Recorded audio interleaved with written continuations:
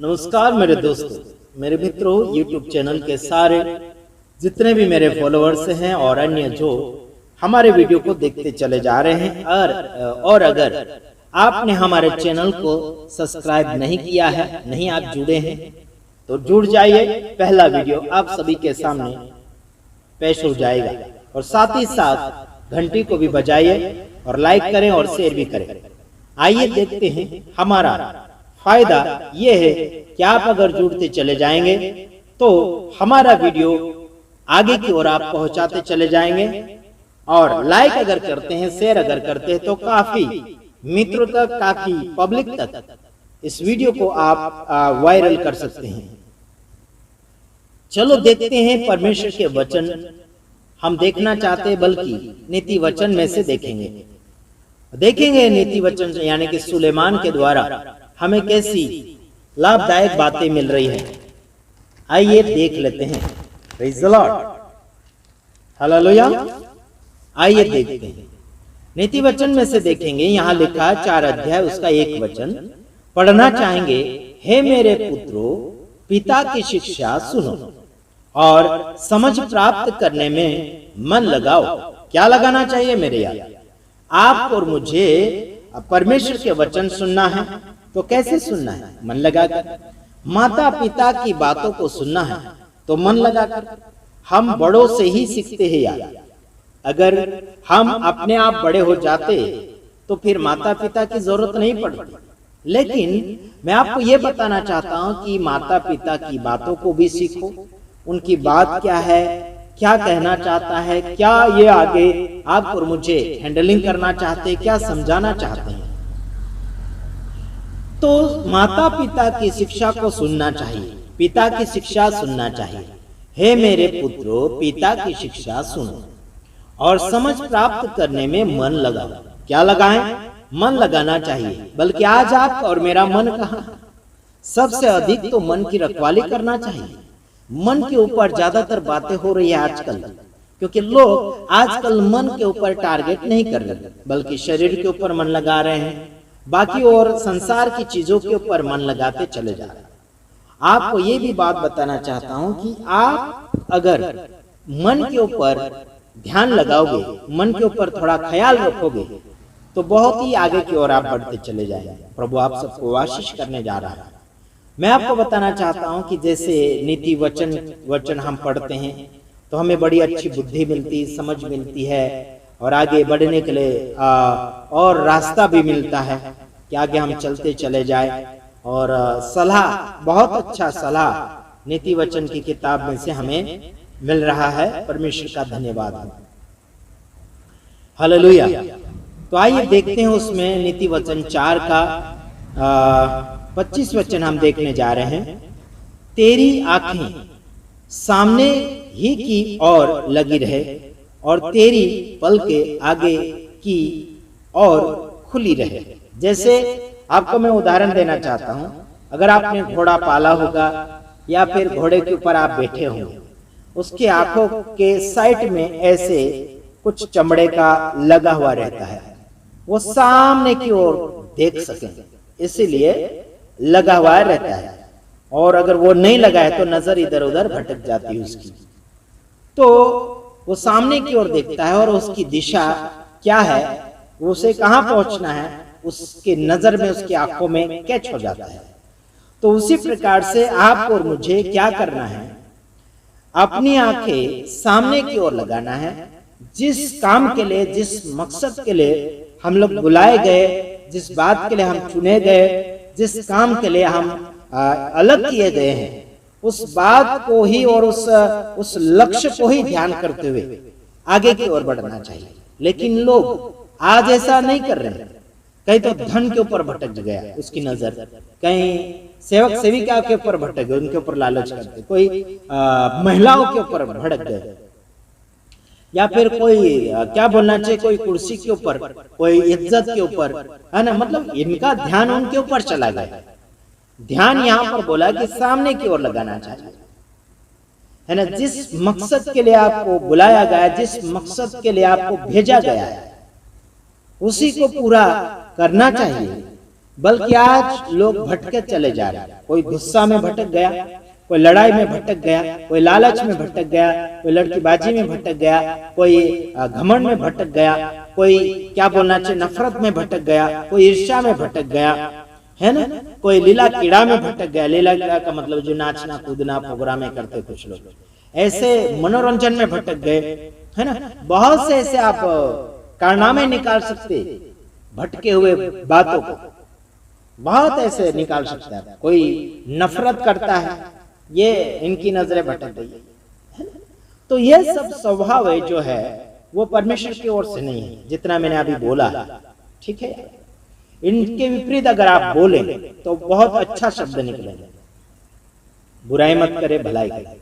बुराई अगर आपने किया वो तो सामने आ ही जाएगा। फिर आप बोलोगे कि आशीष आपने बोला कि बुराई मत करो और आप खुद कर रहे हैं, ऐसे बोलोगे नहीं। अगर आप बुरे हैं तो बुरा बोलना ही पड़ेगा, आप अगर अच्छे हैं तो आपको अच्छा ही बोलना पड़ेगा। हाँ जी, तो ठीक आपको मैं ये भी बोलना चाहता हूँ, क्या प्रभु यीशु मसीह ने बुरे व्यक्ति को क्या बुरा नहीं कहा? कहा जरूर। व्यभिचारिणी जो थी उस लेडीज को लोग भगाते हुए लाए और यीशु मसीह को बोलने लगे कि इसका क्या किया जाए। मूसा की व्यवस्था में तो पत्थर मारकर इसको पूरा कर देना चाहिए, निपटा देना चाहिए। बल्कि आप क्या कहते हैं? प्रभु यीशु मसीह ने कहा कि अगर आप में से किसी ने अपराध नहीं किया हो तो पहला पत्थर उसको मारे। तो सब लोग भागने लगे। हाँ जी। फिर प्रभु यीशु मसीह ने उससे पूछा क्या किसी ने आपको पत्थर मारा? उस लेडीज ने कहा किसी ने नहीं मारा। यीशु ने भी उसे नहीं मारा। उसे कहा कि मैं आपका पाप क्षमा करता हूं और दोबारा मत करना ऐसा पाप। वो कुशल से चली गई और बाद में उसका जिक्र खास कर नहीं सामने आया। समझ आया मेरे? तो वो यीशु मसीह पाप माफ करने वाला और पाप मिटाने वाला, और फिर बोल भी देता है कि ऐसा मत करना। हेलो, मत करना बोला तो उसकी आज्ञा मानना चाहिए, उसका हुक्म मानना चाहिए। अगर नहीं मानता है तो फिर पत्थर खाओ, तो फिर गाली गलौज सुनते रहो। पतरस को भी यीशु मसीह ने बोला था कि शैतान मेरे पास से चला जा। क्यों ऐसे बोला था? क्योंकि उसकी नजरें भटक गई थी, क्योंकि उसकी ख्याल अलग थी, क्योंकि उसके अंदर शैतान समाया हुआ था, क्योंकि उसके अंदर ईश्वर की बात नहीं चल रही थी, शैतानी बात चल रही थी, इसलिए उसे शैतान कहा। आज लोग ऐसे ही कर रहे कुछ लोग, तो हम उनका पोल खोलते हैं, फिर आशीष बुराई कर रहे हैं, ऐसे बोलते। किसी ने किसी का बुराई लेकर आते हैं, आशीष ऐसा करके बोलते। भाई दूरदर्शन वाले का काम है दूरदर्शन लाकर बताना है ना, और सोशल मीडिया वाले का काम है क्या डालना है उसमें मसाला, वो डालता है, जो है क्या है उसका निष्कर्ष पब्लिक करती थी, है ना। मेरे यार, मेरे ऊपर उंगली उठाने से पहले आप लोग समझो, सोचो कि सामने वाले व्यक्ति ने क्या गद्दारी करी है, वो देखें। उसकी नजर भटक गई, उसको जो बोला था काम वो नहीं किया बल्कि दूसरा कर लिया, तो क्या कहोगे उसको? उसकी गलती सामने लाना पड़ेगा। समझाने के बावजूद भी नहीं समझ रहा है तो फिर उसको पब्लिक सिटी में जाहिर करना पड़ेगा। अपने यानी तेरी आंखें सामने ही की ओर लगी रहे और तेरी पलकें आगे की ओर खुली रहे। तेरी पलकें आगे की ओर खुली रहे। बोला आपका लक्ष्य, आपका विचार, आपके काम सही मार्गदर्शन में होना चाहिए। इधर उधर भटक मत जाना। किसी ने कुछ बोला, किसी ने ये बोला वो बोला, तो वहां गिर मत जाना, वहां अटक मत जाना। समझ में आता है मेरे यार? सही रीति से अपनी जिंदगी को चलाते चले, आगे आपको सही मार्गदर्शन मिलेगा। बीते हुए दिनों में बहुत ऐसे कारनामे करे लोगों ने, उनका मैंने पर्दाफाश किया था। और गुजरात के अंदर जितने कारनामे सेवक सेविका ने किया है, मैं बहुत जल्द उनका नाम, फोटो, उनका कारनामा सामने लाने वाला हूं।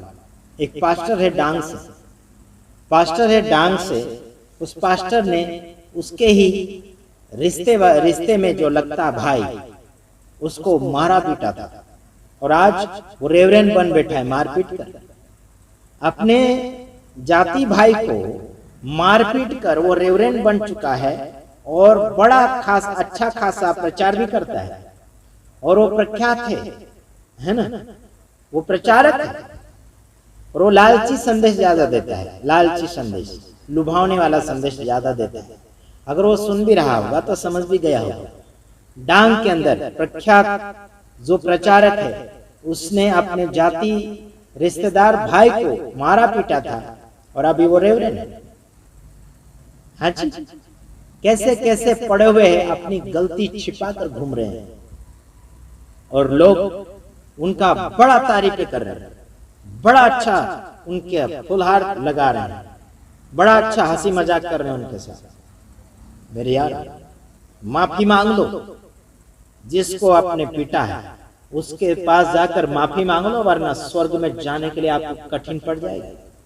भला आप कितना भी बड़ा प्रचार करते होंगे, भला आप कितना भी बड़ी मंडली कलिशा बनाया होगा, कितना भी लोगों को मार्गदर्शन बताया होगा, कुछ काम नहीं लगेगा। लोग आपसे आगे चले जाएंगे पर आप पीछे रह जाएंगे। आपका संदेश सुनकर लोग आगे चले जाएंगे, लेकिन आप पीछे रह जाएंगे आपकी गलती के कारण। इसलिए कहता हूं, जैसा संदेश देते हो वैसा आपका कारनामा भी होना चाहिए, वैसे आपके फल, वैसे आपके गुण भी होना चाहिए। समझ में आता है? गुजरात के अंदर डांग जिला, वहां का एक अच्छा खासा प्रचारक है, हमारे इधर भी आता रहता है। व्यारा, सोनगढ़, महाराष्ट्र, गुजरात के अंदर कई जगह घुमा हुआ। एक तो मर गया है ना, एक तो मर गया, और एक और प्रचारक वो जिंदा है ना। उसका ही कारनामा मैं बता रहा हूं, ध्यान में आता होगा तो जरूर समझ जाना, ठीक है। डांग के अंदर है, और वो अपने रिश्तेदार भाई को पीट कर सेवा कर रहा है ना। समझ रहे यार? वो समझ भी गया होगा। ध्यान से आगे की ओर बढ़िए, वरना मैं तुम्हारा बाकी नहीं छोड़ूंगा, तुम्हारे सारे चिट्ठे निकालूंगा, है ना। गुजरात की धरती पर अच्छे अच्छे लोगों को बिगाड़ कर रख दिए इन रेवरेंड बिशप लोगों ने, कुछ ऐसे रेवरेंड बिशप, उनके बारे में मैं बोल रहा हूँ। अच्छे रेवरेंड बिशप है, उनका तारीफ करूंगा, उनका सलूट करूंगा। लेकिन जो लोग पैसों के खातिर अपनी खुद की जिंदगी भी और लोगों की जिंदगी भी बिगाड़ कर रख दी है, उनका चिट्ठा खोल दूंगा मैं। किसी बाप का, है ना, बाकी नहीं रखूंगा, किसी बाप का बाकी नहीं रखूंगा। और मैं डरता तो किसी बाप से नहीं, किसी बाप की धमकी भी मत देना मुझे, इतना याद रखना। मैं सरकार को भी नहीं डरता हूँ, किसी बाप को नहीं डरता हूँ, ठीक है, याद रखना। बाइबल से अगर डिबेट करना चाहे आ जाओ, तुम में है कितना दम, हम फिर देखते हैं तुम कितने पानी में है, ठीक है। गॉड ब्लेस यू, प्रभु आप सबको आशीष करें, आमीन।